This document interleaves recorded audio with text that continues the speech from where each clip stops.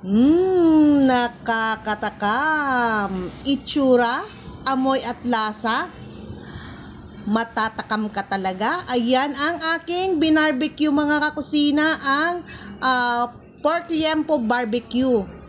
Napakalambot ng kanyang itsura. Talagang malambot yan mga kakusina at malasang malasa. Siyempre, bago maging ganyan ay minarinate muna natin. Pork liempo, paminta, bawang, soy sauce, seasoning powder, kalamansi, at saka ketchup at asukal. Yan lang ang pinaghalo-halo ko mga kusina. At minarinate ko nga to ng 24 hours. Ayan, para mas malambot ang ating iba barbecue. Pagkalagay ko nga ng mga ingredients na yun mga kusina ay, syempre, hahaluin nating mabuti para manuot sa loob ng ating liempo ang ating mga linagay na ingredients. Ayan. Lutuan time. Ayan. Iluluto na natin yung ating minarinate na pork liempo barbecue. Pero hindi sa uling, sa pan lang. Pwede akong magluto sa uling dahil sa iniiwasan ko yung usok. Alam nyo na, mahirap nang magkahika.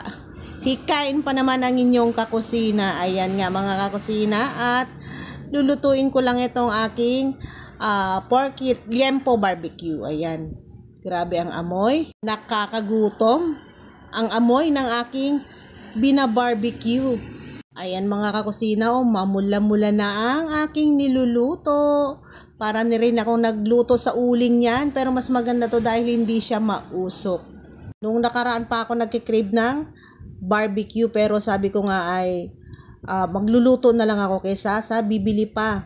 Napakamahal ng barbecue ngayon, mabibitin lang tayo, kaya ako na lang ang magluluto kako. Kaya ito mga kakusina ang aking pork liempo barbecue na masarap. Napakamalasa at malambot pa. Yun nga palang pamahid ko dito mga kakusina ay naghalong toyo, ketchup, asukal, paminta, at kaunting mantika. Ayan, sa mga naglalagay din dyan ng MSG, pwede nyong lagyan.